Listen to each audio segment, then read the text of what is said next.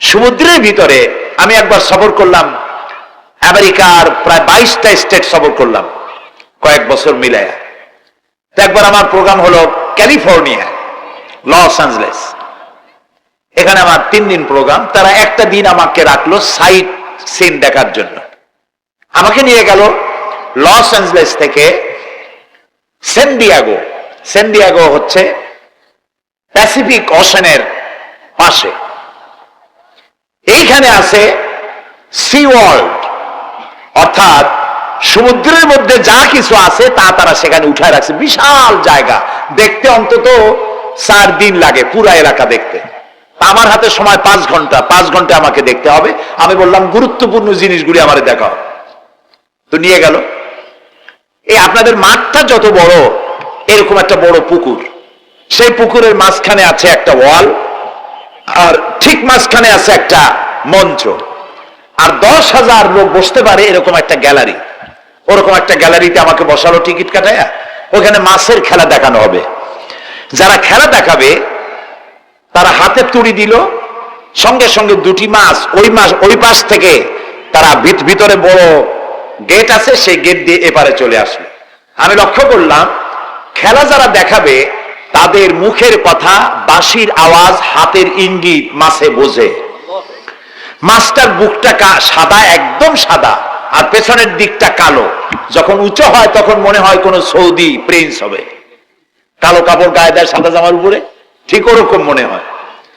তো যারা খেলা দেখাবে তারা এইভাবে হাতে তালি দিল, মাছেও তার 2টি পাখা নিয়ে হাতে তালি দিল, ওয়েলকাম করলো দর্শকদেরকে। অনেকগুলি খেলা দেখালো এই মাছ। এক একটা খেলা দেখাইয়া যখন স্টেজের সামনে গিয়া মাছ হা করে, তখন বড় বড় বালতির ভিতরে ছোট ছোট মাছ আছে, এই মাছগুলি 2-3 বালতি তার মুখের মধ্যে ঢুকায় দেয়। আমার কাছে মনে হলো ওর গ্রাসটা এত বড় যে আমার মতো 12-14 জন বা 15-20 জন যদি ঢুকায়, তাহলে মাছে মনে করবে যে কোনো সেলাপুটি ঢুকছে, এর থেকে বেশি কিছু মনে করবে না। এত বড় মাছ, শ্যামু ফিশ বলা হয় ওটাকে। এরপরে দেখলাম তিমি মাছ, নীল জাতীয় তিমি, যে তিমিগুলি খুব কম পাওয়া যায় মহাসমুদ্রে, এগুলি থাকে। এক একটা নীল তিমির ওজন 5,000 টন পর্যন্ত হতে পারে। এর যে বাচ্চা হয় সে বাচ্চার দুধ খায়। তিনি হচ্ছে স্তন্যপায়ী প্রাণী। যে বাচ্চা হইল যেদিন হয় সেদিন থেকেই বাচ্চার 50 থেকে 60 মণ দুধ লাগে। কে খাওয়ায়? সুবহানাল্লাহ। দুনিয়ার কোন গভর্নমেন্ট খাওয়ায় না। দুনিয়ায় স্থলভাগে পিঁপড়া থেকে শুরু করে হাতি পর্যন্ত, ছোট্ট চেলা পোকা থেকে শুরু করে সাপ, বড় বড় পাইথন পর্যন্ত, টোনাটুনি পাখি থেকে শুরু করে ঈগল পর্যন্ত, নদীর ভিতরে চেলাপুটি থেকে শুরু করে তিমি মাছ পর্যন্ত অসংখ্য প্রাণী সকাল বেলায় খালি পেটে জঙ্গল থেকে, গর্তের মধ্য থেকে, বাসা থেকে, পানির মধ্য থেকে যার যার আস্তানা ছেড়ে আহারের অনুসন্ধানে শত সহস্র কোটি প্রাণী সব যার যার ক্ষুধার পেট নিয়ে বেরিয়ে যায়। আল্লাহ রাব্বুল আলামিন বলেন, সন্ধ্যা হতে না হতে সবগুলির পেট ভরাইয়া যার যার বাসায় আমি ভিড়াইয়া দেই। ইন্নাল্লাহা হুয়ার রাজ্জাকু যুল কুওয়াতিল মাতিন। খেতে দেওয়ার মালিক কে? সেই আল্লাহর এই গুণকে, এই গুণাবলীকে বিশ্বাস করতে হবে। খেতে দেওয়ার মালিক তিনি কেবলমাত্র। সন্তান হয় না, দেওয়ার মালিক কে? বলেন জোরে। হাসাবার মালিক কে? কাঁদাবার মালিক কে? সুখ দেওয়ার মালিক কে? দুঃখ থেকে উদ্ধার করার মালিক কে? হায়াতের মালিক কে? মওতের মালিক কে? ফাআলুন লিমা ইউরিদ। যা খুশি তাই তিনি করতে পারেন। সুবহানাল্লাহ বলে। কোন? কাফ আর নুন, 2টি অক্ষর, যখন যা ইচ্ছে করে হয়ে যায়। আল্লাহর এই গুণকে বিশ্বাস করলে মানুষ শিরক থেকে বাঁচতে পারবে। মাজার মুখী হবে না মুসলমান, মসজিদ মুখী হবে তখন। আজ আমার মুসলমান একদিকে নামাজও পড়ে আর একদিকে মাজারের কাছে গিয়ে দুর্বল হয়ে যায়। আছে না? আছে কি না? মাজারগুলির কাছে গিয়ে সাহায্য কামনা করে। আমার নিজের চোখে দেখেছি মাজারে গিয়ে কিভাবে সেজদা দেয় কবরকে, বলেন নাউযুবিল্লাহ। আল্লাহ ছাড়া কাউকে রুকু সেজদা করা যায় না। যা চাবার আল্লাহর কাছে চাইতে হবে। ওয়াইজা সালতা ফাসআলিল্লাহ ওয়াইজা ইসতাআনতা ফাসতাইন বিল্লাহ। যা কিছু চাওয়ার আল্লাহর কাছে চাও, যা কিছু বলার আল্লাহকে বলো। সব কিছু করার মালিক তিনি, সুবহানাল্লাহ বলেন। এই জন্য মাজারের সাথে মুসলমানদের সম্পর্ক হবে না, মুসলমানদের সম্পর্ক হবে মসজিদের সাথে। কিসের সাথে বলেন জোরে? আপনি কোন অসুবিধায় পড়েছেন, মাজলুম হয়েছেন, অত্যাচারিত হয়েছেন, চাকরির সমস্যা হয়েছে, ঘরে খাবার নাই, অসুখ বিসুখ হয়েছে, নানান ধরনের সমস্যায় পড়েছেন, কোন মাজার নয়, কোন পীর নয়, মসজিদের ভিতরে চলে যান, উযু করে মসজিদে ঢুকে 2 রাকাত কাজায়ে হাজাতের নামাজ পড়েন। রাসূলুল্লাহর উপরে যখনই বিপদ হতো তিনি নামাজে দাঁড়ায় যেতেন। সুবহানাল্লাহ বলো। আপনি কেন যাবেন একটা কবরের কাছে? আপনার সাহায্য কামনার জন্য কোনো পীর নয়, আপনার সাহায্যের জন্য কোনো কবর নয়, সাহায্য পাওয়ার জন্য কে? আল্লাহ চান আপনার ঈমানটা খালেস হোক। আল্লাহ তাআলা এটা বরদাস্ত করতে পারেন না যে মানুষ কারো কাছে গিয়া আরেকজনের কাছে গিয়ে নতি স্বীকার করুক। আল্লাহ সহ্য করেন না। ইন্না শিরকা লাযুলমুন আযীম। শিরক হচ্ছে মস্ত বড় জুলম, অত্যাচার। আল্লাহ সব থেকে অপছন্দ করেন কোন গুনাহ বলেন? শিরক। আল্লাহ সহ্যই করেন না। কেন করেন না? একটা যুক্তিতে আসে। যারা বিবাহ করেছেন তাদের স্ত্রী যদি স্বামীর সাথে যে ধরনের হাসি খুশি প্রেমের আদান প্রদান করে, স্বামী ছাড়া যদি আরেকজন পুরুষের সাথে এরকমের ভাব বিনিময় করে, ফোনে কথা বলে, প্রেম করে, খুব সুন্দর করে ভালোবাসা দিয়ে যদি চিঠি লেখে অন্য পুরুষের কাছে অথবা প্রেম নিবেদন করে, তাহলে স্বামীদের অবস্থা কেমন হবে বলেন? এইটার জবাব দিতেও যদি দেরি হয় তো খুবই কুলক্ষণ। হ্যাঁ, ভয়ানক হবে, ভয়ানক হয়ে যাবে। নিজের চরিত্র যতই যা হোক, বউর চরিত্র ভালো চাই। আচ্ছা বলেন তো, স্ত্রী আপনার সঙ্গে যেভাবে প্রেমের হাসি হাসে, প্রেম নিবেদন করে, ওই রকম আরেকটা পুরুষের কাছে সাথে করলে আপনার সহ্য হয় না কেন? আপনি স্ত্রীর উপরে আপনার অধিকারটা কতখানি, কি জন্যে?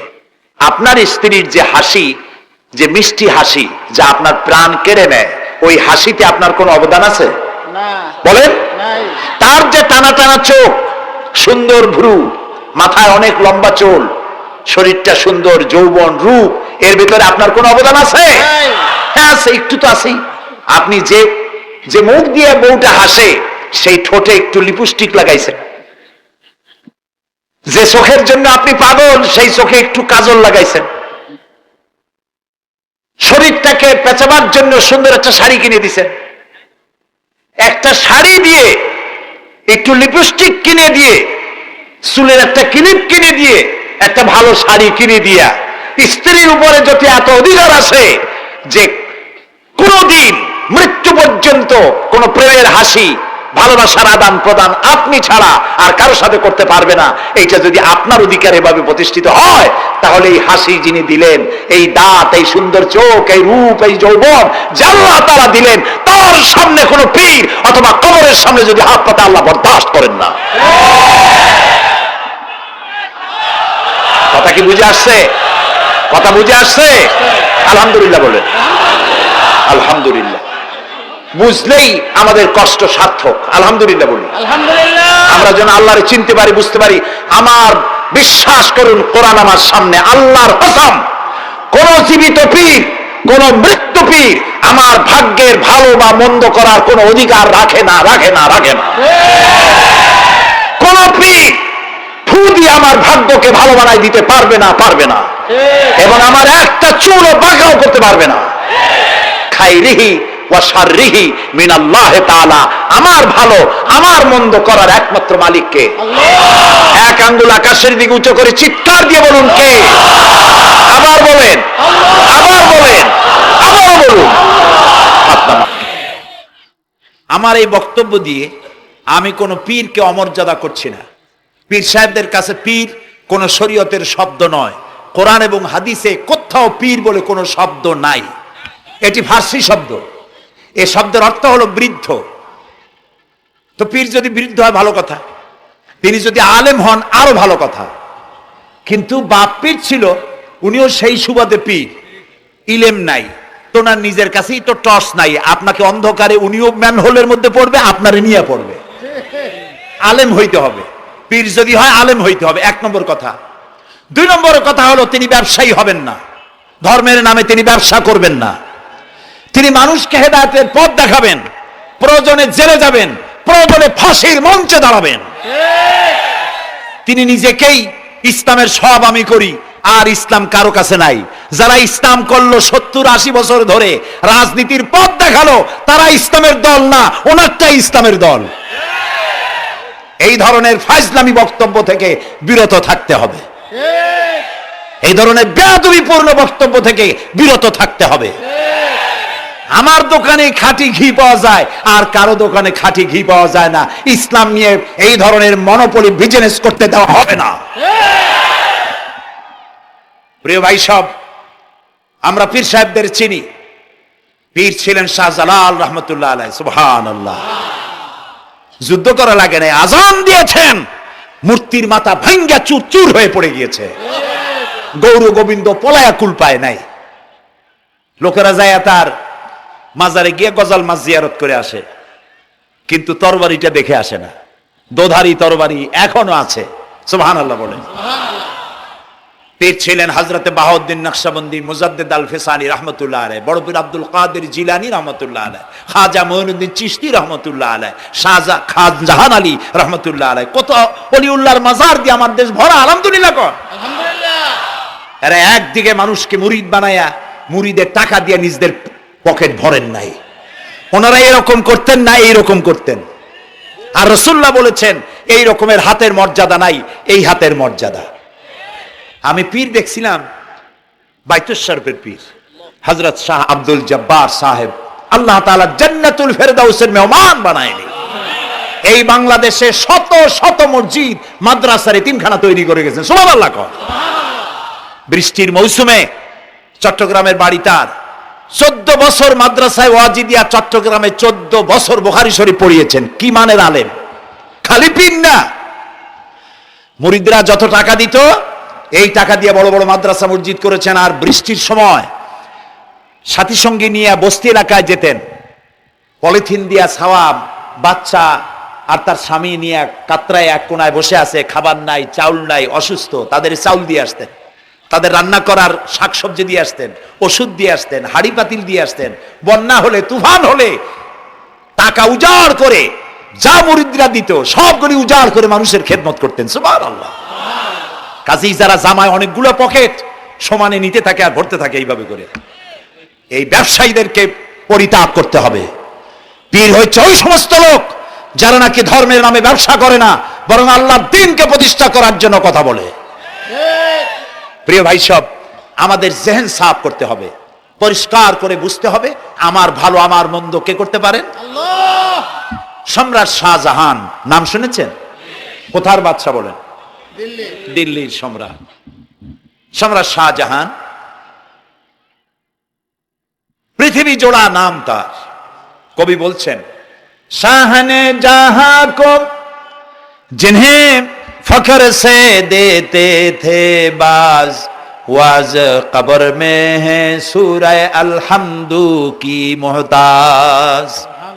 যে শাহজাহানকে কর দিয়া ট্যাক্স দিতে পারলে জনগণ নিজেদেরকে গৌরবান্বিত বলে মনে করত, সেই শাহজাহান কবরে শুয়ে আছে, সূরা ফাতিহার মুহতাজ হয়ে আছে। সুবহানাল্লাহ। যদি কেউ আমার কবরের কাছ থেকে হেঁটে যাইতো আর একটু সূরা ইখলাস পড়ে সবরেসানি করতো, আমি কিছু পাইতাম। আহারে, এই এতিম ফকির হয়ে শুয়ে আছে। এক ফকির দিল্লি ঘুরতেছে, একজন বলছে, ভাই তোমারে তো খয়রাত করে দেখতেছি আমি সেই ছোটবেলা থেকে, খালি তুমি খয়রাত করো।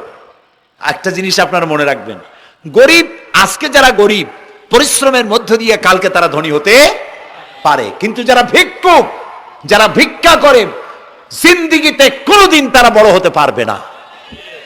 ভিক্ষা করা যাদের অভ্যাস, জীবনেও বাড়ি করতে পারবে না, জীবনেও ধনী হইতে পারবে না, কিন্তু গরিব ধনী হইতে পারবে। কারণ হলো আল্লাহর কাছে দুইটা বৈধ জিনিস অত্যন্ত ঘৃণিত। কয়টা? একটা হলো তালাক, আর একটা হলো ভিক্ষাবৃত্তি, মানুষের কাছে চাওয়া। আল্লাহ পছন্দ করেন না। তো ভিক্ষুক ঘুরতেছে, একটা লোক বলল, মিয়া তোমার তো সারা জীবনই খরচ করতে দেখি।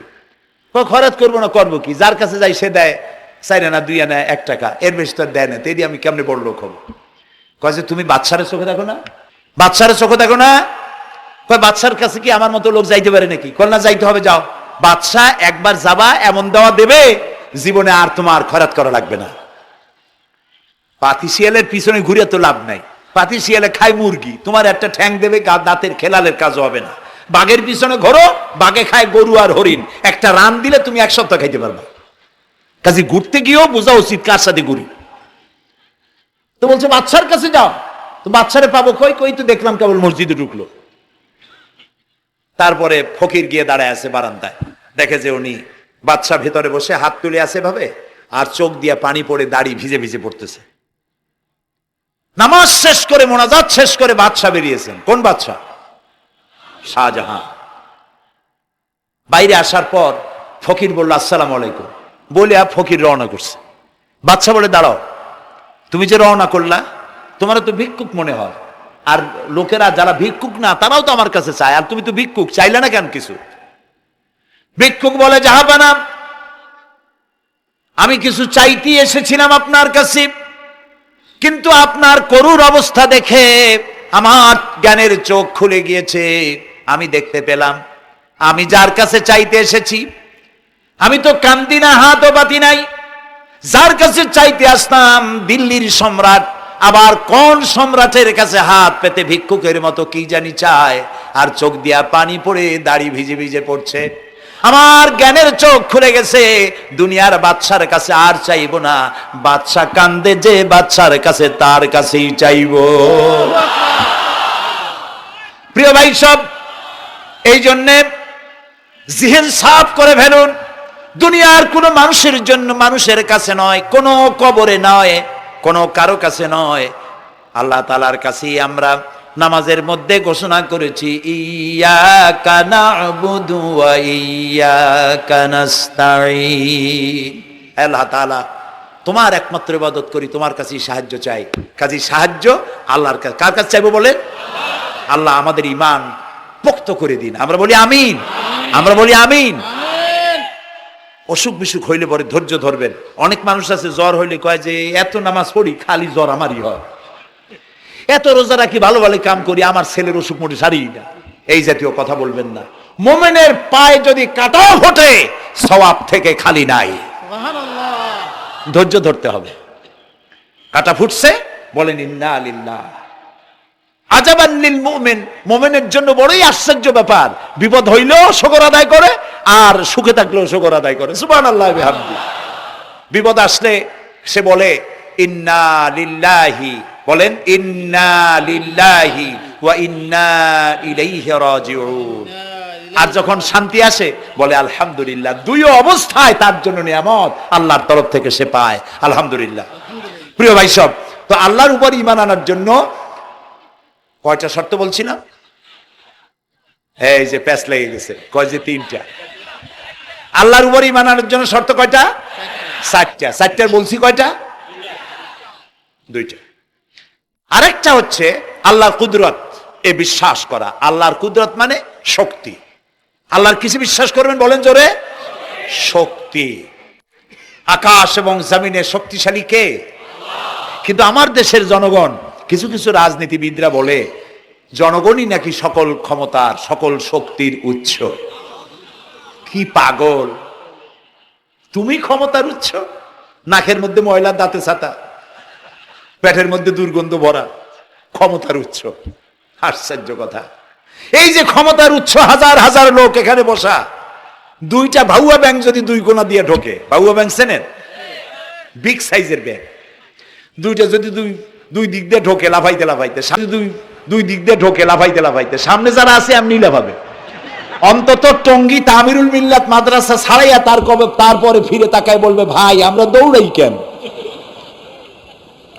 ব্যাঙের সামনে অসহায়, বল্লা ভীমরুলের সামনে অসহায়, সাপের সামনে বিচ্ছুর সামনে অসহায়। তারা কয় সকল ক্ষমতার উৎস জনগণ। কপাল পোড়া। ক্ষমতার উৎস জনগণ নয়, এটা কোরআনের সাথে কন্ট্রাডিকশন হয়। এ কথায় আল্লাহ বলেছেন আন্নাল কুওয়াতা লিল্লাহি জামিয়া, সকল ক্ষমতার উৎস কে? চিল্লায় বলো। ক্ষমতা কি দেখছেন? মাত্র 1.5 মিনিট। কয় মিনিট? মাত্র 1.5 মিনিট।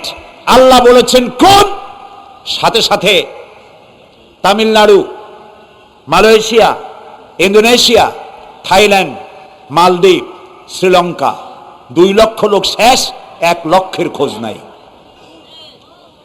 সমুদ্রের পানি 33 ফিট উঁচু হয়ে এসছে। সুবহানাল্লাহ বলতে ইচ্ছে করে না? বিজ্ঞানীরা বলেছেন ভারত মহাসাগরের তলদেশে ফাটল ধরেছে, ওর কয়েক কিলোমিটার নিচে ভূমিকম্পের উৎপত্তি হয়েছে। ভারত মহাসাগরের পানি 3 হাত না 4 হাত, কত কিলোমিটার আল্লাহই জানে। এই কয়েক কিলোমিটার নিচে যে মাটি, সেই মাটিরও কয়েক কিলোমিটার নিচে ভূমিকম্পের উৎপত্তি। এখান থেকে ভূমির কম্পন হয়েছে, সেই ভূমিকম্পে সমস্ত মহাসাগরের মধ্যে, ভারত মহাসাগরের মধ্যে জলকম্পন শুরু হয়েছে। পানির কম্পন, মাটির কম্পন একসাথে।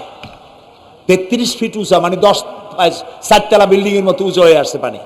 4 তলা পরিমাণ উঁচু হয়ে পানি চলে আসছে। বাড়ি গাড়ি সব কিছু খড় কুটার ন্যায় সব উড়িয়ে দিয়েছে। এগুলোরে কপাল পোড়া নাস্তিক যেগুলি, তারা বলে প্রাকৃতিক দুর্যোগ। ওর বাপের মাথা। আচ্ছা, প্রাকৃতিক দুর্যোগ, প্রকৃতি কি কোন জন্তুর নাম? প্রকৃতি কোন জন্তু জানোয়ারের নাম? প্রকৃতি নিজে চলে না কেউ তাকে চালায়? কে চালায়? কপাল পোড়ারা তা বুঝে না। বিশ্ববিদ্যালয়ের শিক্ষক হয়েছে তো, আল্লাহ দিয়ে আসি কোথায়? তবে সব খারাপ না, ভালো আছে আলহামদুলিল্লাহ। কিছু আছে কপাল পোড়া। বিশেষ করে শান্তিনিকেতনে যারা পড়াশোনা করে আসে, সাহিত্য চর্চা করে, এই সাহিত্য চর্চা করতে করতে এক পর্যায়ে কপাল পুড়ে যায়। আল্লাহরে চিনতে পারে না, সব চেনে আল্লাহরে চেনে না। আল্লাহ এখন চিনাইতেছে ভালো করে। প্রিয় ভাই, সব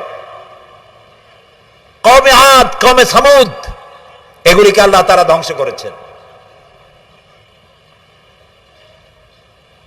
কিয়ামতের আগে এই যে 7টা আকাশ, এই আকাশ সম্পর্কে অবিশ্বাসীরা তারা বলেছে আকাশ বলতে কিছুই নাই, এটা নাকি অনেক দূরে, তাই নীলা নীলে দেখা যায়।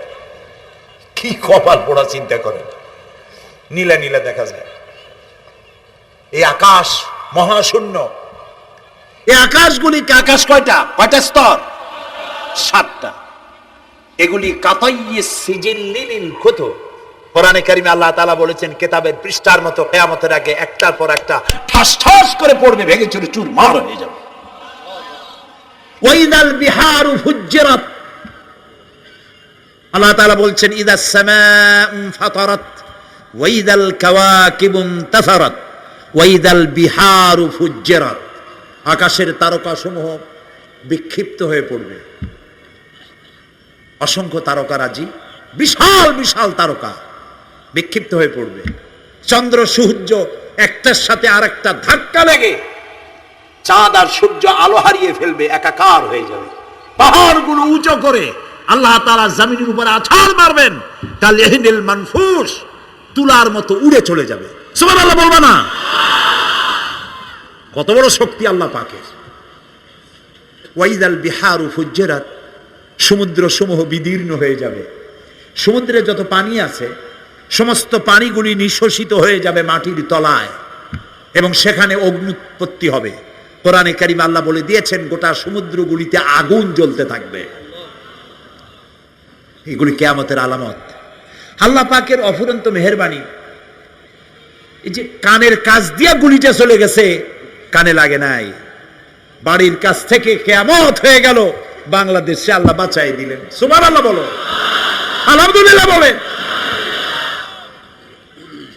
আমাদের প্রতিবেশী দেশগুলিতে যেভাবে আঘাত লাগছে, ওর 1000 ভাগের 1 ভাগের আঘাত কয়েক সেকেন্ড যদি বাংলাদেশে হতো, আমাদের সব অপরিকল্পিত শহর, রাজুক পারমিশন দিয়েছে 3 তলার, করা হয়েছে 7 তলা। এইভাবে অপরিকল্পিত যত বিল্ডিং আছে এগুলি পচা সিমেন্ট দিয়ে, পচা ইট দিয়ে তৈরি করা হয়েছে। 2-3 সেকেন্ডের ভূমিকম্প যথেষ্ট এই শহর লণ্ডভণ্ড করে দেওয়ার। অসংখ্য মানুষ মারা যাবে, অসংখ্য বাড়িঘর শেষ হয়ে যাবে। এদেরকে রেস্কিউ করার মতো মডার্ন ইকুইপমেন্টসও গভর্নমেন্টের কাছে নাই। এই জন্য আল্লাহর কাছে সেজদা দিয়া গুনার তওবা করতে হবে, আল্লাহ আমাদের মাফ করে দাও, আমার এই গরিব দেশটাকে কিয়ামত পর্যন্ত এই গজব থেকে বাঁচাও। প্রিয় ভাই সব, আল্লাহ তাআলার ক্ষমতার ওয়াজ আমি আজ করতে পারবো না, অনেক লম্বা হয়ে যাবে। কারণ আমাকে 3টা পুঁজির কথা তো কমসে কম বলতেই হবে, অল্প করে হলেও। শুনবেন তো? আল্লাহ তৌফিক দিক, বলেন আমিন।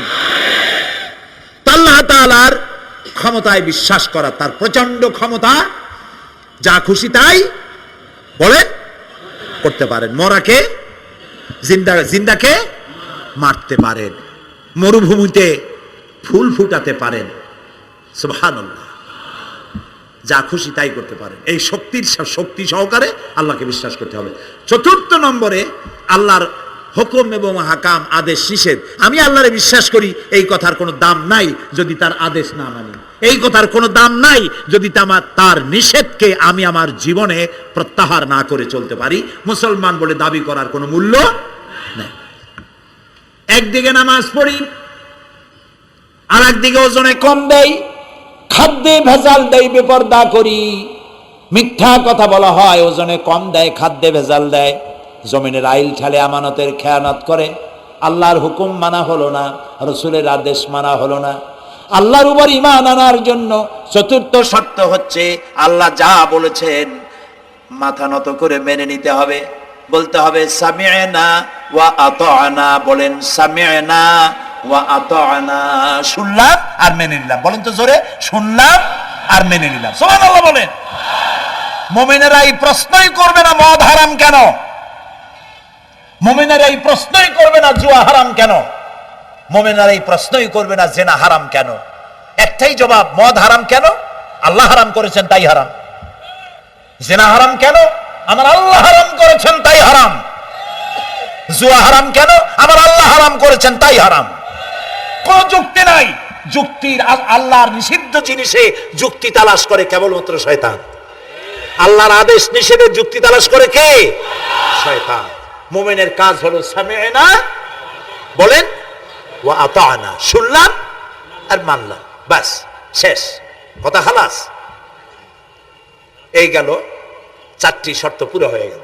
এই 4টি শর্ত যদি পূরণ করতে পারি, তাহলে আল্লাহরে বিশ্বাস করছি এটা প্রমাণিত হবে, এটা জাস্টিফাই হবে, এটা সত্যতা প্রমাণ হবে যদি আল্লাহ হুকুম মতো। 1 নম্বরে হলো, আমি আবার কথাটা প্যাকেট করে দিই যাতে করে আপনারা বাড়ি নিয়ে যাইতে পারেন। আল্লাহর উপরে ঈমান এনেছি, এই কথাটাকে কমপ্লিট করার জন্য শর্ত কয়টা? 4টা। 1 নম্বরে আল্লাহর অস্তিত্বে বিশ্বাস, বলেন আল্লাহর অস্তিত্বে বিশ্বাস। 2 নম্বরে আল্লাহর গুণাবলীতে বিশ্বাস। 3 নম্বরে আল্লাহর ক্ষমতায় বিশ্বাস। 4 নম্বরে আল্লাহর আদেশ এবং নিষেধে বিশ্বাস, মান্য করে চলা। আল্লাহ যেন এই তৌফিক আমাদের দেয়, বলেন আমিন।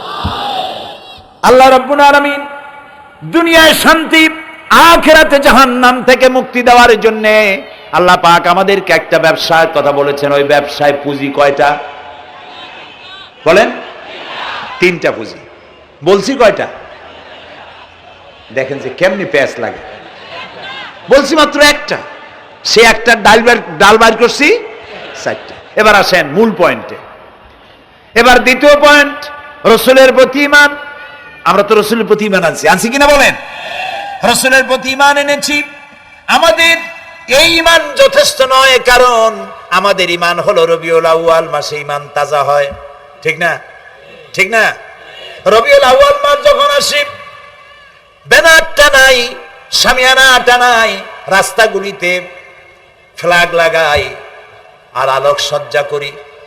মন্ত্রীরা আসেন, নেতারা আসেন, সিরাতুন নবী মাহফিলে দাঁড়ায় বলেন নবীর আদর্শ অনুসরণ করা ছাড়া উপায় নাই। অথচ ওনার পা থেকে শুরু করে মাথা পর্যন্ত নবীর আদর্শ নাই। আবার এই নেতা রামকৃষ্ণ মিশনে, রামকৃষ্ণ পরমহংসদেব তার মঞ্চে গিয়ে বলেন রামকৃষ্ণের নীতির ছাড়া বিকল্প কিছুই নেই। আবার গৌতম বুদ্ধের জন্মবার্ষিকী উদযাপনের জন্য সেখানে গিয়ে বলেন গৌতম বুদ্ধের অহিংস নীতি অনুসরণ করা ছাড়া জাতির যোগীনাথ হওয়ার আর কোনো পথ নাই। যেখানে যায় সেই জায়গার বুলি ধরে।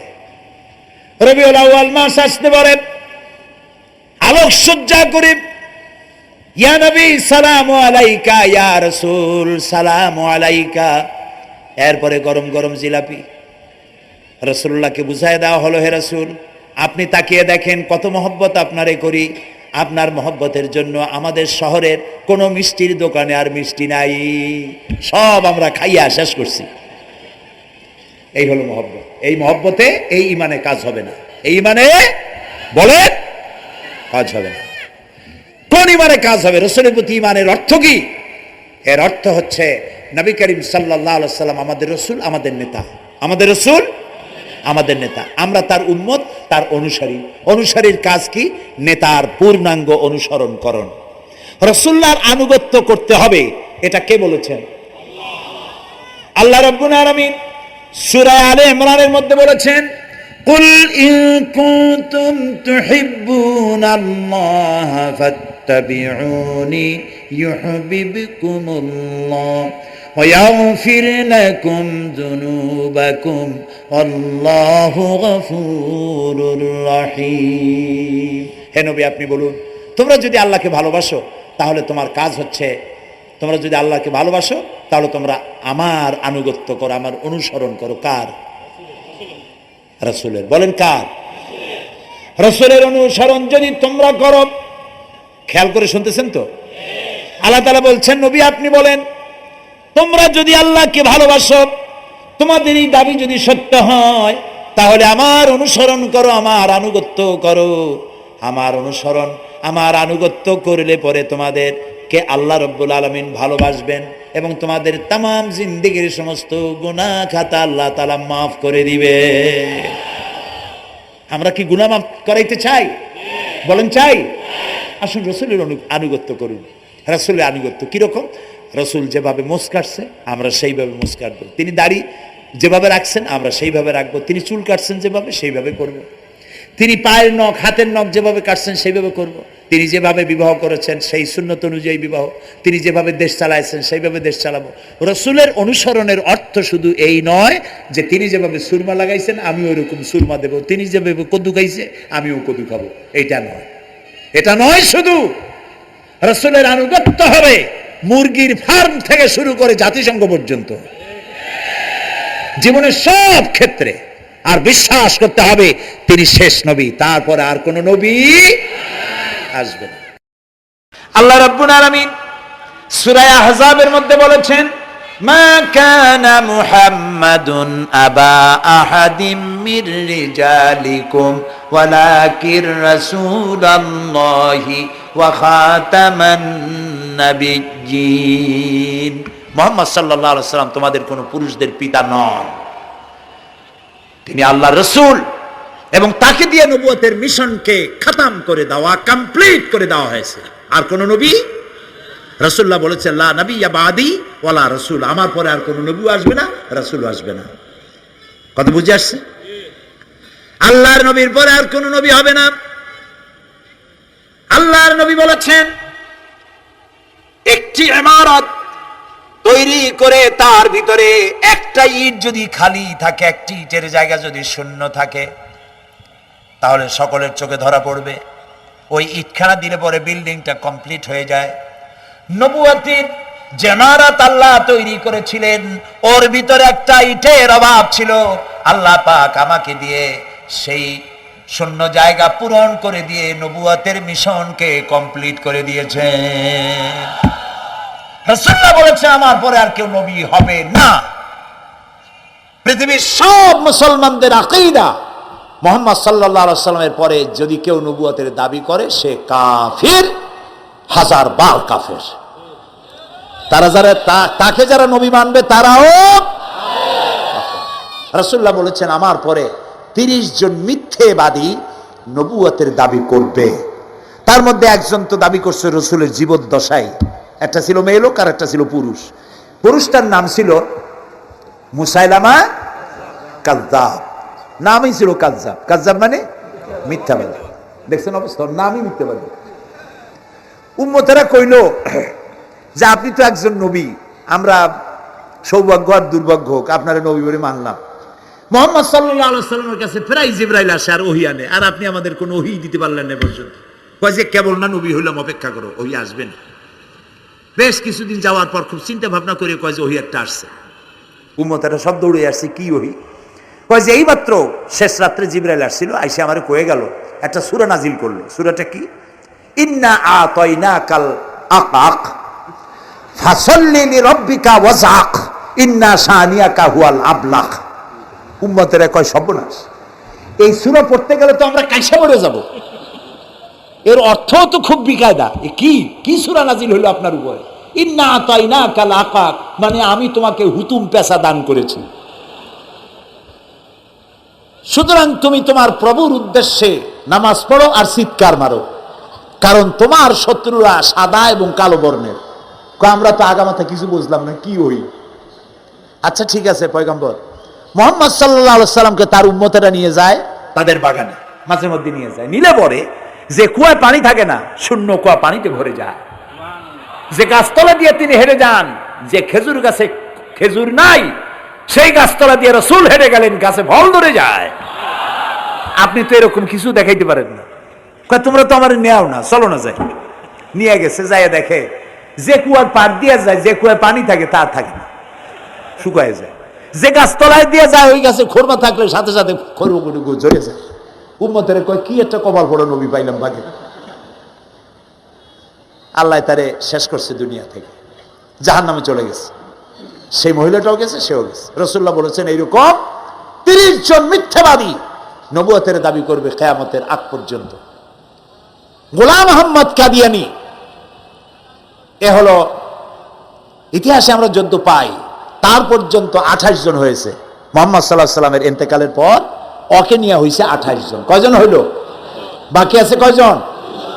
তাই বলে কিয়ামত যে এই 2 জন হইলি আগামী বছর বা 5-6 বছরের মধ্যে কিয়ামত হবে, ওইটা চিন্তা করেন না।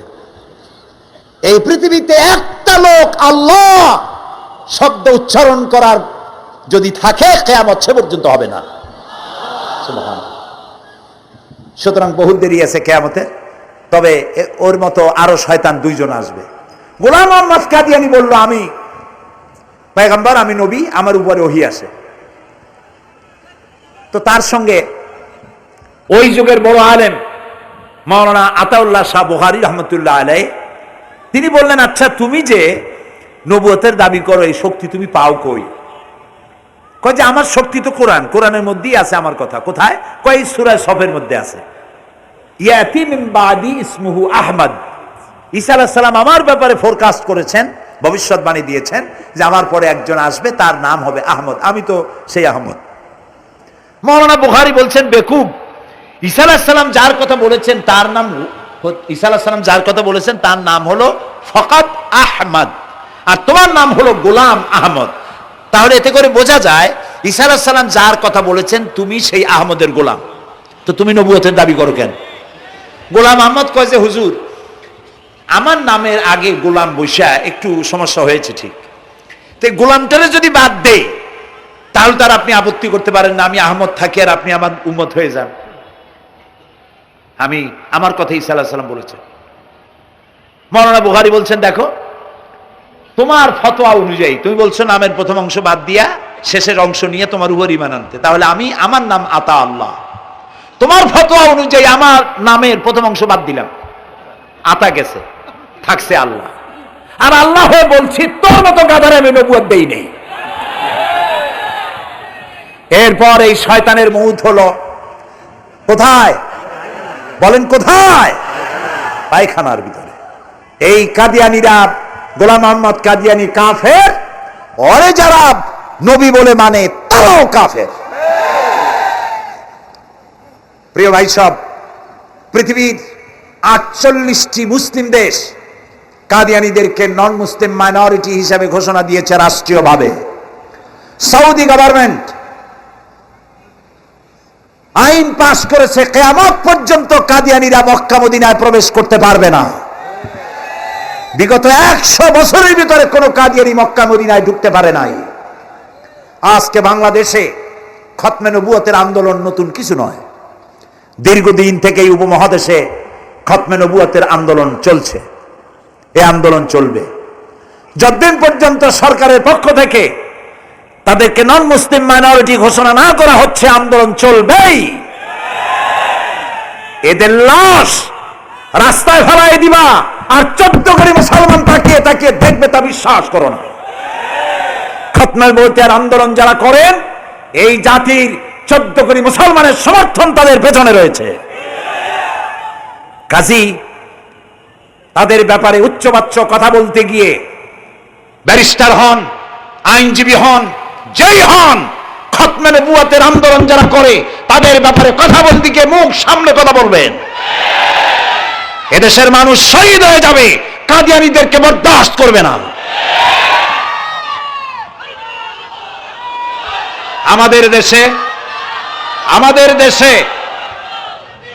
দেশে হিন্দু, থামুন, আমাদের দেশে হিন্দু, খ্রিস্টান, বৌদ্ধ আমাদের দেশের নাগরিক অধিকার ভোগ করে না? আমাদের সমান নাগরিক অধিকার তারা ভোগ করে। কাদিয়ানীরাও হিন্দু খ্রিস্টানদের মতো নন মুসলিম মাইনরিটি হিসেবে এদেশে বসবাস করে নাগরিক সুবিধা ভোগ করবেন, কোনো অসুবিধা নাই। কিন্তু আপনি মুসলমান বলে দাবি করবেন না, শেষ নবী মানবেন না, আমরা এই ব্যাপারে কিয়ামত পর্যন্ত আপোষ করব না।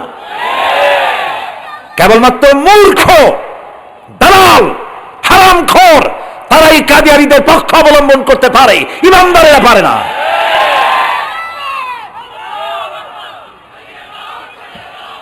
কাদিয়ানীরা যে সব মসজিদ তৈরি করে, এগুলি মসজিদ নয়, এগুলি উপাসনালয়। হিন্দুদের মন্দিরকে যেভাবে আমরা সম্মান করি, ওদের উপাসনালয়কেও সম্মান করি। কিন্তু কাদিয়ানীরা যতদিন মুসলমান নামের পরিচয় দিতে থাকবেন, আমরা আমাদের অধিকার আদায়ের জন্য সুশৃঙ্খল ভাবে গণতান্ত্রিক পদ্ধতিতে আমরা এই অধিকার আদায়ের চেষ্টা করব। খতমে নবুয়তের আন্দোলন কোনো রাজনৈতিক আন্দোলন নয়, এটি আমাদের ইমানের আন্দোলন। যারা আন্দোলন করতেছেন তারা আমাদের ফরজে কিফায়ার দায়িত্ব পালন করছেন। প্রিয় ভাই সব, রাসূলের প্রতি ঈমান আনতে হলে এরকম ঈমান আনতে হবে, তারপরে আর কোনো নবী আসবে না। তারপরে কথা হলো তাকে অনুসরণ করতে হবে পায়ের নখকাটা থেকে শুরু করে মাথার চুল পর্যন্ত, জীবনের সব ক্ষেত্রে রাসূলের অনুসরণ করতে হবে। তিনি সেনাপতি ছিলেন, শ্রমিক ছিলেন, পিতা ছিলেন, নানা ছিলেন, স্বামী ছিলেন, ঠিক না? তিনি রাষ্ট্রপ্রধানও ছিলেন। আজকে যারা ধর্ম আর রাজনীতি আলাদা করেন তারা মুনাফিক, মুসলমান নয়, তারা কি? মুনাফিক। এই জন্য আমাদেরকে মনে রাখতে হবে, নবী করিম সাল্লাল্লাহু আলাইহি ওয়াসাল্লাম রাষ্ট্র পরিচালনা করেছেন।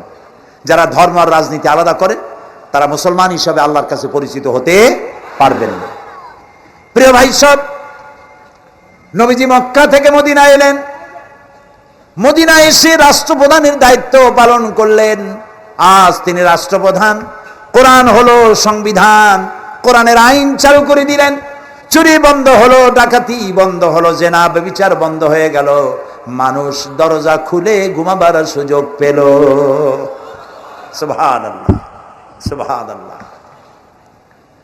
নবী করিম সাল্লাল্লাহু আলাইহি ওয়াসাল্লাম একটি সুন্দর সুখী সমাজ পৃথিবীতে চালু করে গেলেন।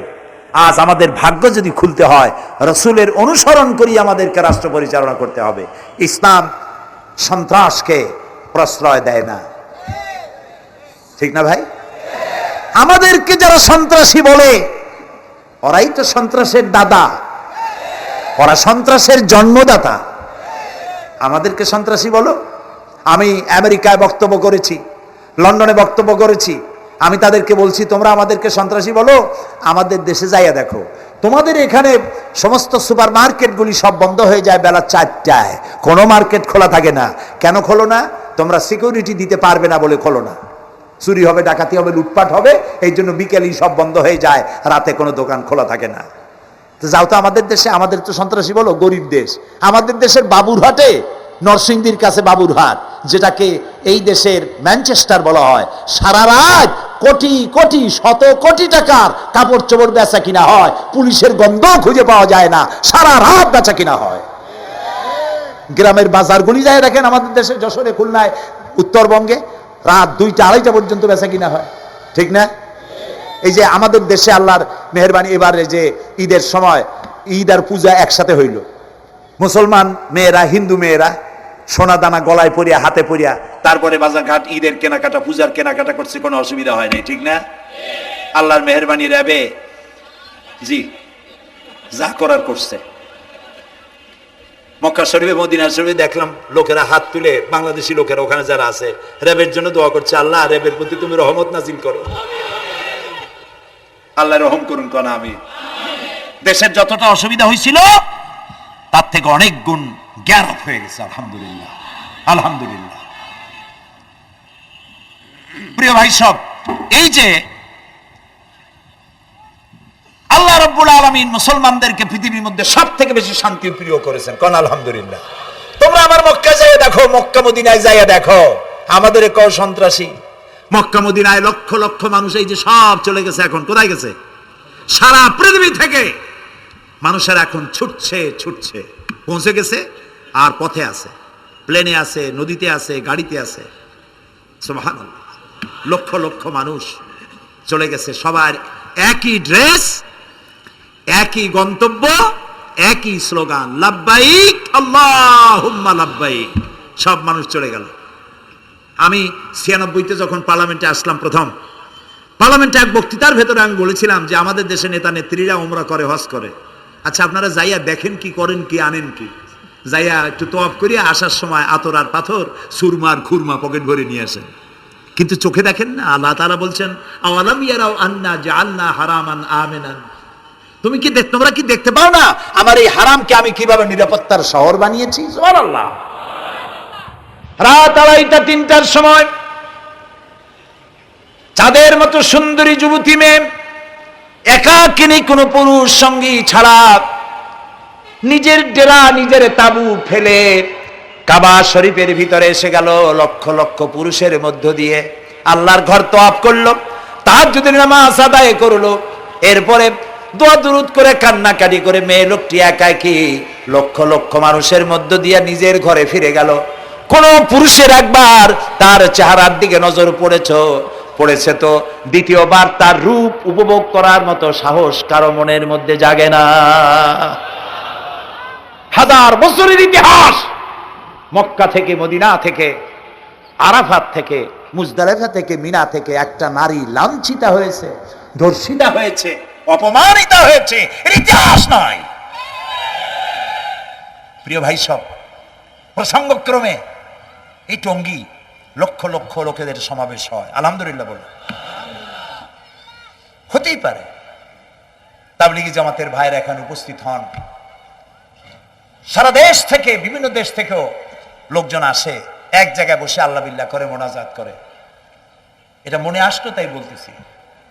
কেউ কেউ এটাকে খুব বাড়াবাড়ি করেন। সে বাড়াবাড়িটা হলো, কেউ কেউ বলেন আরাফাতের পরেই দ্বিতীয় এই সমাবেশ। এই বেয়াদবি শব্দটাকে উচ্চারণ করবেন না আল্লাহর হস্তে। কোথায় টঙ্গী, কোথায় আরাফাত, আর কোথায় টঙ্গী? কি এর সাথে আপনি কি মিলান? আপনি বলুন, এখানে লক্ষ লক্ষ লোক হয়েছে, আমরাও দেখতে পাচ্ছি লক্ষ লক্ষ লোক হয়, কিন্তু আপনি কেন দ্বিতীয় সমাবেশ বলেন? কেন আপনি আরাফাতের ময়দানের পরে এই কথা বলেন? মহাগুনাহ, মহাবেয়াদবি।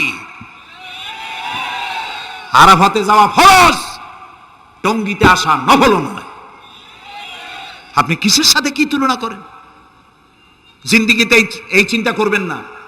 কিছু কিছু লোক আছে গ্রামের মধ্যে, অবশ্য কোনো আলেম, কোনো মুরব্বীরা এইসব কথা বলেন না, মূর্খ যারা, তারা এই ধরনের কথা ছড়াইছে গ্রামে। 3 বার টঙ্গীতে আসতে পারলে 1 হজের সওয়াব হয়। বলেন নাউজুবিল্লাহ। শুধু 3 বার না, কিয়ামত পর্যন্ত লোকের এখানে আসতে থাকলে আরাফাতের ময়দানে 1 সেকেন্ডে যে সওয়াব হবে তাও হবে না। আরাফাত হচ্ছে সেই ময়দান যেখানে আদম আলাইহিস সালাম থেকে শুরু করে মুহাম্মদ রাসূলুল্লাহ সাল্লাল্লাহু আলাইহি সাল্লাম পর্যন্ত সব নবীদের চোখের পানি শুকিয়েছে। পৃথিবীর কোটি কোটি মানুষ এখানে কাঁদছে। আর আল্লাহ রাসূল বলেছেন, আল হাজ্জুল মাবরুর লাইসা লাহুল জাযাউ ইল্লাল জান্নাহ। একটা কবুল হজের সওয়াব আল্লাহর কাছে বেহেশত দেওয়া ছাড়া আর কিছুই নেই। মান হাজ্জা লিল্লাহ ফালাম ইয়ারফুস ওয়ালাম ইয়াফসুক রাজা কায়াউমিন ওয়ালাদাতহু উম্মুহু, রাওয়াহুল বুখারী। বুখারী শরীফের হাদিস। রাসূলুল্লাহ বলছেন, আরাফাতের ময়দান থেকে হাজিরা যখন বেরিয়ে যায় সন্ধ্যায়, মা যেমন নিষ্পাপ সন্তান প্রসব করে, আরাফাত থেকে হাজিরা তেমন নিষ্পাপ হয়ে বেরিয়ে যায়। আল্লাহর রাস্তায় আপনারা এই তুলনাটা কেউ করবেন না। বলবেন অনেক বড় সমাবেশ হয়েছে, লক্ষ লক্ষ লোক হয়েছে, বাস শেষ।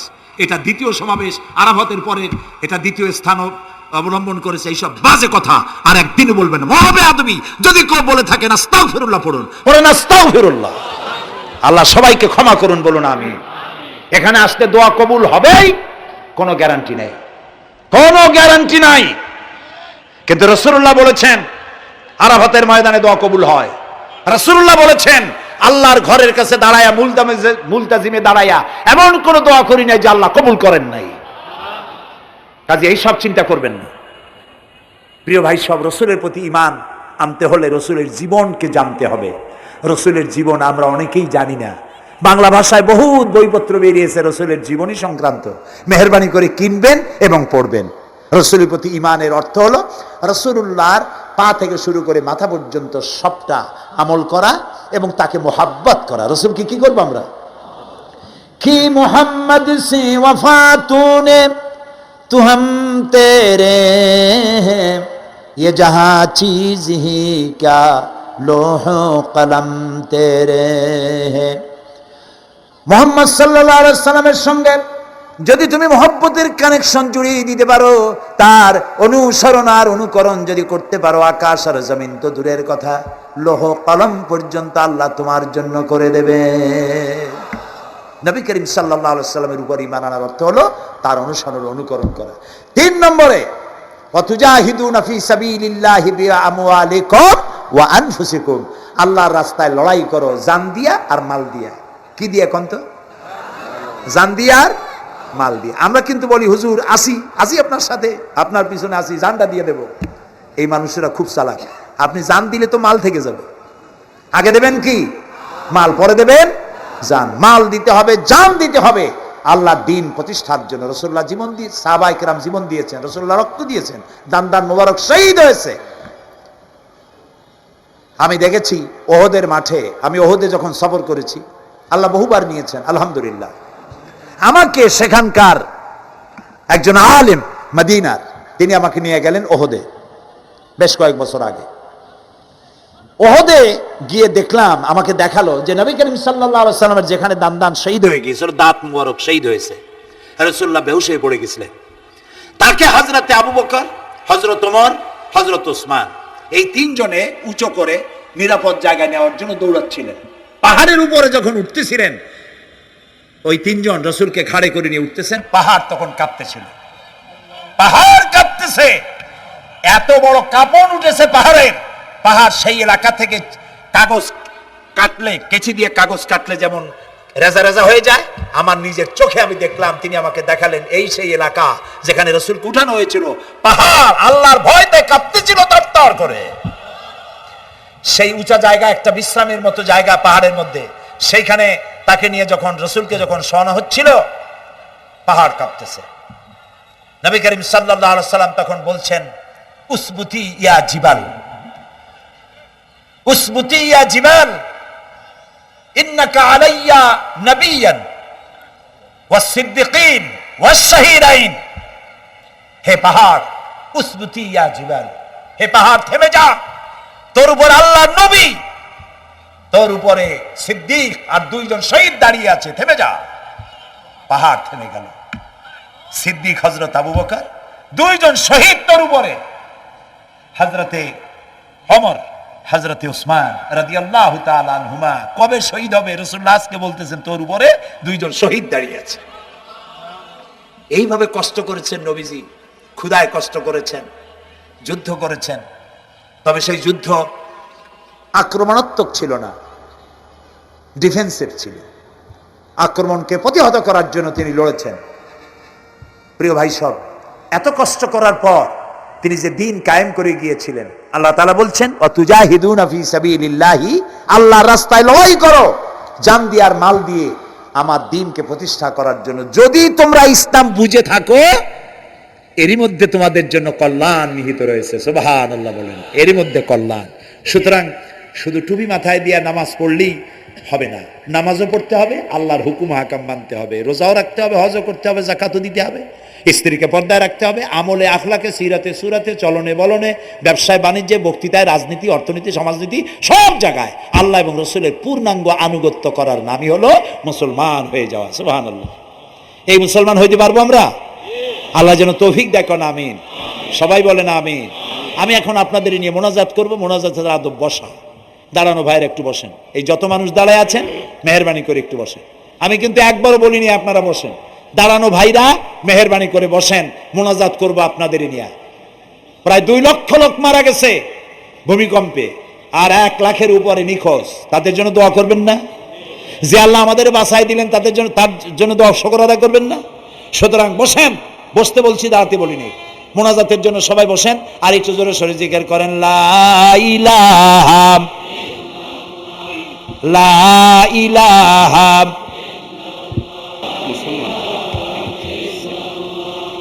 ঘামের শেষ হয়ে গেছে।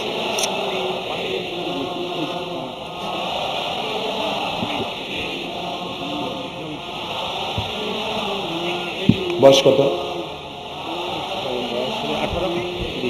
বাড়ি কোথায়?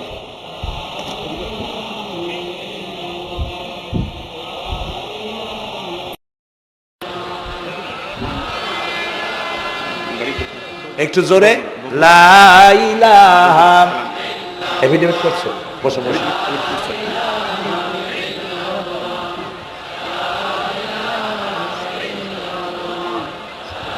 আচ্ছা, আমি তো মোনাজাতের কথা বলছি। মোনাজাত থুয়ে যদি কেউ হাঁটে তো এটা একটা বড় বদকিসমতির ব্যাপার। এত মানুষ একসাথে আল্লাহর কাছে মোনাজাতের লোভ কিভাবে সামলায়, কেমনে হাঁটে? এক যুবক ইসলাম কবুল করার জন্য আসছে। সঙ্গীতেই থাকো।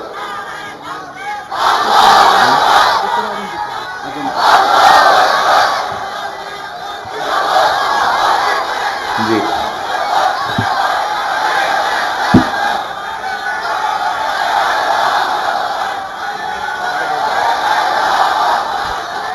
এই ছেলেটি বাড়ি হলো বগুড়ায়, থাকে উত্তরায়। এই ছেলের বাপের নাম শ্রী সুধীর চন্দ্র সরকার, আর তার নাম হলো চঞ্চল কুমার সরকার। বর্তমান নাম পছন্দ করেছে বশির উদ্দিন।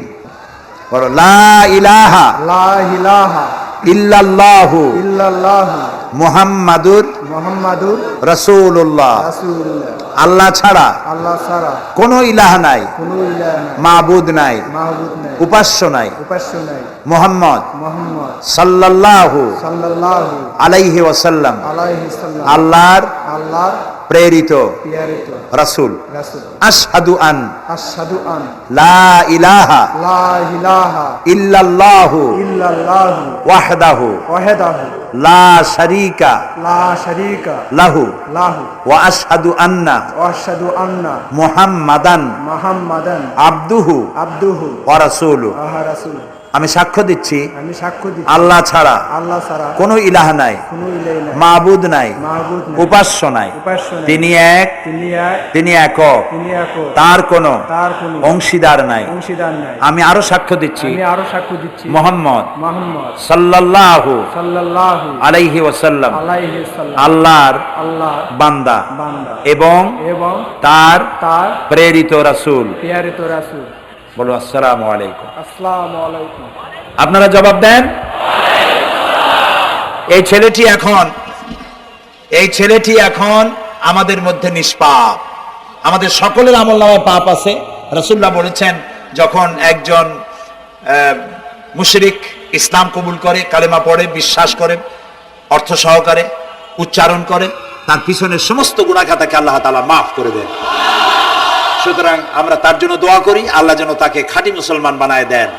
আমরা সবাই বলি আমিন। প্রিয় ভাই সব, মোনাজাতের পর এশার আজান হবে, আমরা বা জামাত এশার নামাজ পড়ে যাব ইনশাআল্লাহ। বলেন ইনশাআল্লাহ। এত বড় জামাত আমরা কোথাও পাবো না, এবং জীবনে আরেকটা জামাত এরকম পাবো তার কোনো নিশ্চয়তাও নাই, ঠিক না ভাই? নামাজ আমরা আদায় করে যাব 5 ওয়াক্ত। কি বলে, এখানে সারা জীবন 5 ওয়াক্ত নামাজ সঠিকভাবে আদায় করব, আর এশার নামাজ আমরা এখানে জামাতে আদায় করে যাব। আর এই বিশাল মাহফিল তৈরি করতে অনেক খরচ হয়েছে। আপনারা নিশ্চয়ই দেখতে পান এত বড় প্যান্ডেল করতে কত টাকা খরচ হতে পারে, এবং তারা প্রচেষ্টা করেছে। আপনারা এই লাইটিং, মাইকিং, প্যান্ডেল, স্টেজ, তারপরে পোস্টার, গেট ইত্যাদি তৈরি করতে বহু টাকা খরচ হয়েছে। আপনারা যাওয়ার সময় মেহেরবানি করে তাদেরকে চতুর্দিকে ড্রাম এবং চাদর নিয়ে লোকেরা দাঁড়িয়ে থাকবে, আপনারা আল্লাহর হস্তে তাদেরকে কিছু সহযোগিতা করে যাবেন। রাজি আছেন আপনারা? রাজি আছেন? আল্লাহ আপনাদেরকে তৌফিক দিন। মা বোনেরা যারা এসছেন, মা বোনদের জন্য আজকে তেমন কোনো কথা বলতে পারলাম না, তবে যা বলেছি নারী এবং পুরুষ সকলের জন্য সমভাবে প্রযোজ্য। আপনাদের জন্য একটু বেশি করতে হবে। এই রাসূলুল্লাহ বলেছেন, আল মারআতু ইজা সাল্লাত খামসাহা ওয়া সামাত শাহরাহা ওয়া আতাআত বালাহা ওয়া আহসানাত ফারজাহা।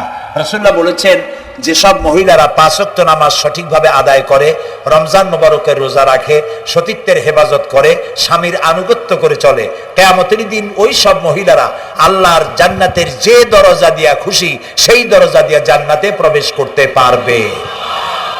সুতরাং আপনারা এই কথাগুলি মেনে চলুন, আল্লাহ আপনাদেরকে তৌফিক দিন। আমি মোনাজাত করব এখনই, আপনারা যাওয়ার সময় সকলে সহযোগিতা করে যাবেন। আর নামাজের জন্য একটি বই আছে, চরিত্র গঠনে নামাজের অবদান। আমরা যে নামাজ পড়ি অনেক সময় নামাজ হয় না। রাসূলুল্লাহ বলেছেন, সাল্লু কামা রাআইতুমুনি উসাল্লি, নামাজ পড়ো সেইভাবে যেভাবে আমাকে নামাজ পড়তে দেখো। জীবনের শ্রেষ্ঠ ইবাদত নামাজ, তাই যদি সঠিক না হলো তাহলে পণ্ডশ্রম হয়ে যাবে। এই জন্য নামাজ কিভাবে মানুষের চরিত্রে অবদান রাখে আর নামাজটা কেমনে পড়তে হবে, রাসূলুল্লাহ কিভাবে পড়েছিলেন, সেটি আমার এই বইটিতে লেখা আছে। এটি চরিত্র গঠনের নামাজের অবদান। এখানে লাইব্রেরি আসছে, কোথায় আপনারা খুঁজে বের করে সেটা নিয়ে যাবেন। আর একটি হলো সূরা লোকমান। সূরা লোকমানের 2টা রুকুর তাফসীর করেছিলাম আমি চট্টগ্রামে, মাত্র 2 রুকুর তাফসীর। এই 2 রুকুর তাফসীর 5 দিনে শোনার পর 48 জন হিন্দু, বৌদ্ধ, মুসলমান হয়ে গিয়েছিল। যাকাত সম্পর্কে, মা বাপের অধিকার সম্পর্কে হযরতে লোকমান তার সন্তানকে যে নসিহত করেছে, সেই নসিহত 9টা নসিহত ছিল। ওই নসিহতগুলি আল্লাহর এত পছন্দ হয়েছে যে আল্লাহ তাআলা নিজে লোকমানের নসিহত কোরআন শরীফ উঠাই দিয়েছে। সুবহানাল্লাহ। সুতরাং আমার সন্তানদের ভালো করার জন্য এই নসিহতগুলি দরকার। এটির নাম যারা ক্যাসেট থেকে উদ্ধার করেছে, নাম হলো তাফসিরে সাঈদী লোকমান। এবার সূরা লোকমান এ পর্যন্ত 4টা তাফসির বেরিয়েছে তাফসিরে সাঈদী নামে, যেগুলি আমি তাফসির করেছি চট্টগ্রামে। সেগুলি, এসব বই ওখানে পাওয়া যাবে। এই বইগুলি আপনারা লাইব্রেরি থেকে, এখানে মোবাইল লাইব্রেরি এসছে ঢাকা শহর থেকে, সন্ধান করে আপনারা নিয়ে যাবেন। আল্লাহ তাআলা আপনাদেরকে তৌফিক দান করুন। যাওয়ার সময় মাহফিলকে সাহায্য করে যাবেন, আর নামাজে সালাতুল ইশা আদায় করে যাবেন। আল্লাহুম্মা আমিন। ربنا ظلمنا أنفسنا وإن لم تغفر لنا وترحمنا لنكونن من الخاسرين ربنا لا تزغ قلوبنا بعد إذ هديتنا وهب لنا من لدنك رحمة إنك أنت الوهاب أي الله تعالى হাজার হাজার মুসলিম জনতা, পুরুষ এবং নারী, আমরা তোমার দরবারে হাত তুলেছি, গুনার বোঝা মাথায় নিয়ে হাত তুলেছি। দয়া করে আমাদের জিন্দেগীর সমস্ত গুনাহ খাতাকে আল্লাহ মাফ করে দাও। আয় আল্লাহ তাআলা, আমাদের মধ্য থেকে আমাদের মা বাপ যাদের দুনিয়া থেকে বিদায় হয়ে গেল, কবরগুলিকে জান্নাতের টুকরায় পরিণত করে দাও। রব্বির হামহুমা কামা রব্বায়ানি সগীরা। সবাই পড়েন, রব্বির হামহুমা কামা রব্বায়ানি সগীরা। আয় আল্লাহ তাআলা, तमाम পৃথিবীতে আজ মুসলমানেরা বড়ই বিপদে আছে। হায় আল্লাহ তাআলা, বিপদগ্রস্ত মুসলমানদেরকে তুমি সাহায্য করো রব্বুল আলামিন। ইরাকের মাজলুম মুসলমানদের হাতে ইরাকের জমিন উঠায় দাও। হায় আল্লাহ তাআলা, জালিমদেরকে তুমি নস্তনাবুদ করে দাও। আল্লাহ তাআলা, বাংলাদেশ আমাদের প্রিয় জন্মভূমি, এই দেশের উপরে তোমার খাস রহমত নাজিল করো। হায় আল্লাহ তাআলা, ভূমিকম্পে আশেপাশের দেশগুলির মারাত্মক ক্ষতি হয়ে গেল। আল্লাহ তাআলা, তুমি আমাদেরকে দয়া করে বাঁচাই দিয়েছো। কিয়ামত পর্যন্ত আসমান আর জমিনের সব মুসিবত থেকে আমাদের দেশকে তুমি হেফাজত করো রব্বুল আলামিন। আমাদের স্ত্রী পুত্র পরিজন যাদেরকে তুমি দান করেছো সবগুলিকে দিনদার ইমানদার নামাজি মুসলমান বানাইয়া দাও। আয় আল্লাহ তাআলা, এই মাহফিলের আয়োজন যারা করেছেন, কষ্ট করেছেন, পয়সা দিয়েছেন এবং দেবেন, সকলকে আল্লাহ তাআলা ইমানে কামেল সকলকে দিয়ে দাও। আমাদেরকে তোমার মকবুল বান্দাদের মধ্যে শামিল করে নাও। আল্লাহ তাআলা যারা হজে চলে গেছেন, যারা রাস্তায় আছেন যাওয়ার পথে, আর এবং আরো যারা যাবেন, আল্লাহ তাআলা সকলের যাতায়াত আসান করে দাও, সকলের হজকে কবুল করে নাও। যারা হজ করেন নাই এই মাঠে আজকে যারা উপস্থিত, মন চায় যেতে, আল্লাহ তাআলা তাদেরকে যাওয়ার ব্যবস্থা করে দাও। আল্লাহ তাআলা মা বোন যারা এসেছেন, মা বোনদের গুনাহ খাতাকে মাফ করে দাও, মা বোনদের অসুখ ব্যাধি মাফ করে দাও, তাদের কেমন আমল করার তৌফিক দাও যাতে করে কিয়ামতে হযরতে আয়েশা খাদিজার সঙ্গে আসর নসিব হয়ে যায়। আল্লাহ তাআলা তোমার কাছে আরেকটা দোয়া করি, আমাদের এই বাংলাদেশে যারা বোমা মারে, আমাদের এই বাংলাদেশে যারা গ্রেনেড হামলা করে, আমাদের এই বাংলাদেশে সন্ত্রাসী তৎপরতা চালায়া যারা মানুষ হত্যা করে, তুমি তাদেরকে হেদায়েত করে দাও, তুমি তাদেরকে হেদায়েত করে দাও, তুমি তাদেরকে হেদায়েত করে দাও। আল্লাহ তাআলা তোমার ইলমে যদি জানা থাকে ওদের নসিবে হেদায়েত নাই, তাহলে হামান, নমরুদ, সাদ্দাত, ফেরাউন এগুলারে যেমনি তুমি ধ্বংস করছো, বাংলাদেশে যারা গ্রেনেড হামলা করে, বোমা হামলা করে, মানুষ খুন করে, ওদেরকে গজব দিয়া, লানত দিয়া বাংলাদেশ থেকে চিরকালের জন্য বিদায় করে দাও। যারা বাংলাদেশে নৈরাজ্য সৃষ্টি করে, আল্লাহ তাদেরকে গজব দিয়া বিদায় করে দাও। হয় তারা হেদায়েত হোক, না হয় এই শয়তানদের হাত থেকে আমাদের দেশকে আল্লাহ তুমি রক্ষা করো। রব্বুল আলামিন, টঙ্গী বিরাট শ্রমিক এরিয়া, আল্লাহ তাআলা শ্রমিকদের স্বাস্থ্য ভালো রাখো, তাদের সকলকে নামাজ আদায় করার তৌফিক দাও। আল্লাহ তাআলা তাদের অভাব অভিযোগ দূর করে দাও। চারদলীয় ঐক্য জোটের এই সরকারকে ইসলামের পক্ষে থাকার কাজ করার তৌফিক দান করে দাও। যত ওয়াদা নির্বাচনের আগে করেছিল সবগুলি ওয়াদা অক্ষরে অক্ষরে পালন করার তৌফিক দিয়ে দাও। আমি কয়েক সেকেন্ড আপনাদের জন্য ছেড়ে দিলাম, মাথা নিচু করে চক্ষু বন্ধ করে যার যা চাওয়ার দরকার আল্লাহর কাছে চান। এই বিশাল মাহফিলে আল্লাহ তাআলা দোয়া কবুল করবেন ইনশাআল্লাহ।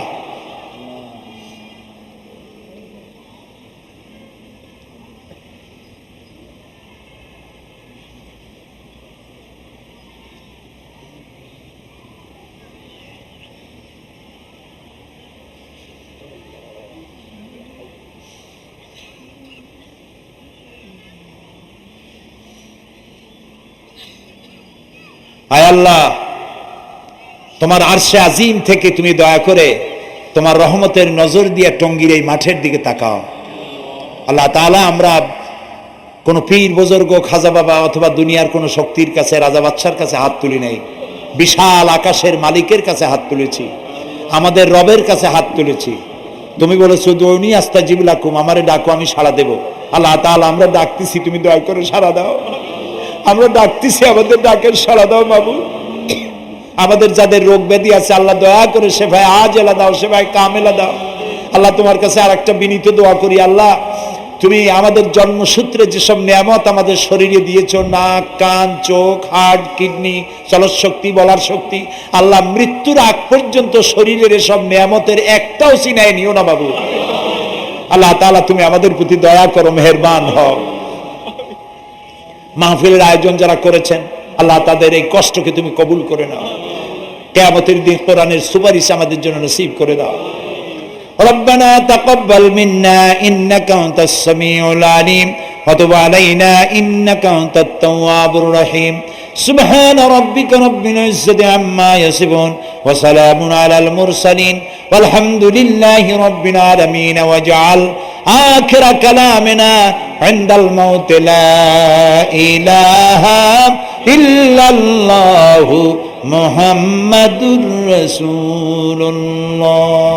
আসসালামু আলাইকুম ওয়া রাহমাতুল্লাহ।